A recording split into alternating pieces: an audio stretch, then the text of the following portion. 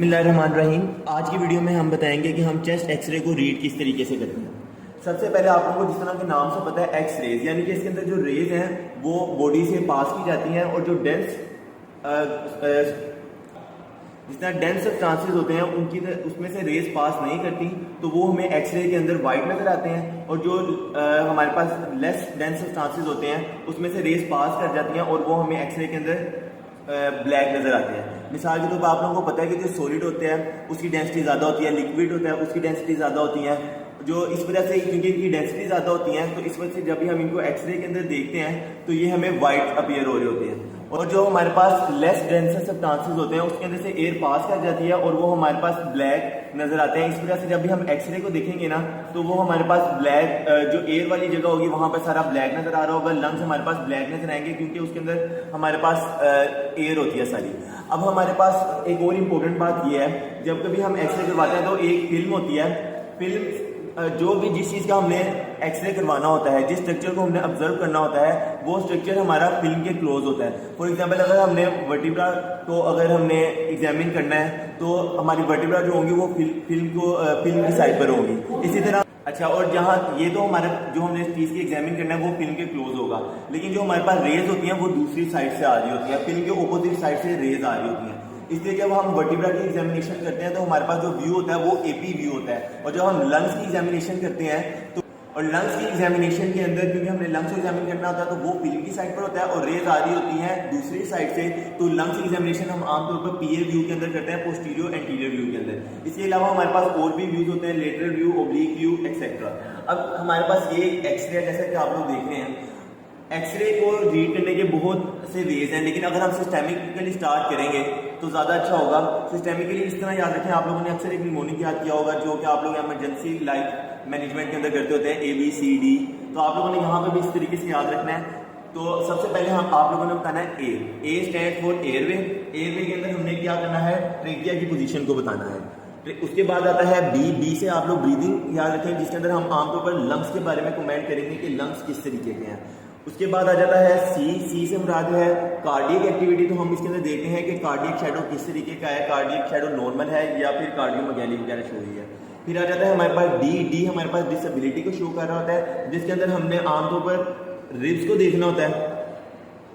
अच्छा, डिसेबिलिटी की हम बात करते हैं, उसके अंदर हमने बोन्स देखनी होती है, लाइक हमने रिब्स को देखना होता है, एक ये बोन हो गई। इसके अलावा आप लोगों ने यहाँ पे क्लेविकल नजर आ रही होगी, क्लेविकल को देखना होता है। यहाँ पे ह्यूमरस का हेड नजर आ रहा होता है और आप लोगों ने ह्यूमरस का हेड देखना होता है। उसके बाद फिर स्कैपुला नजर आ रही होती है, स्कैपुला को डी के अंदर देखना होता है। इसके अलावा डी के अंदर आप लोगों ने एक और चीज देखनी होती है, डायाफ्राम को, और डी के अंदर हम एक और चीज देखते हैं, डायाफ्राम। उसके बाद हमारे पास आ जाता है ई से मुराद है एल्स की। मिसाल के तौर पर कोई भी चेस्ट लीड नजर आ रही है, कोई चेस्ट ट्यूब डली हुई है, कोई बटन है शर्ट का, कोई ECG इलेक्ट्रोड डले हुए हैं, ये सारी चीजें ई के अंदर आ जाती हैं।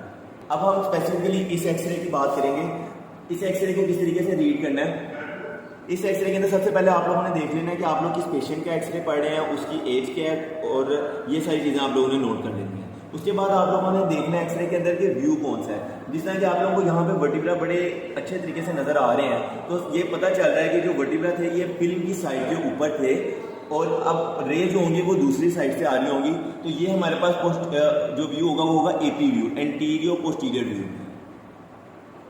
अब ये इस एक्सरे की राइट साइड है और ये इसकी लेफ्ट साइड है। अब हम ये चेस्ट एक्सरे को रीड करना स्टार्ट करते हैं जिस तरह मैंने आपको सिस्टमैटिकली बताया है उस तरह। सबसे पहले हमने बोला था एयरवे यानी कि ट्रेकिया। अगर आप लोग इसका ट्रेकिया देखें, अब एयरवे के अंदर, अच्छा ये ट्रेकिया है, ये बिल्कुल सेंट्रल और मिड लाइन है। आप लोगों ने ट्रेकिया के अंदर यही देखना होता है कि वो कहीं शिफ्टेड तो नहीं है, राइट साइड पर डेविएट तो नहीं है, लेफ्ट साइड पर डेविएट तो नहीं है। इसके अंदर ये आप लोगों को सेंट्रली ट्रेकिया नजर आ रहा है, तो यहाँ पर ये ठीक है। नेक्स्ट हमारे पास आ जाता है ब्रीदिंग, जिसको आप लोग कहते हैं लंग्स।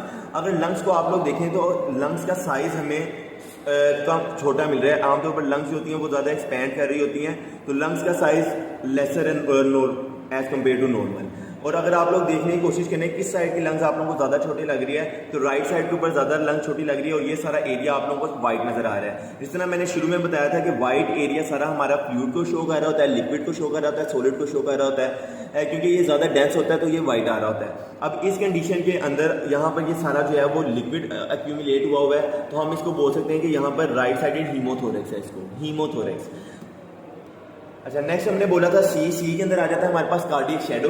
कार्डियक शेडो के अंदर इस तरीके से होता है कि आप लोगों ने ना उसका साइज देखना होता है। हमारे पास ये सारा डायमीटर होता है, थोरेसिक डायमीटर। कार्डियक शेडो का ये हिसाब होता है कि जो दिल का साइज होगा ना, कार्डियक होगा, वो हमारे पास हाफ या हाफ से कम होना चाहिए एज कम्पेयर टू ये सारा डायमीटर। अगर ये हाफ या हाफ से ज़्यादा होगा तो हम बोलेंगे कार्डियोमेगाली है।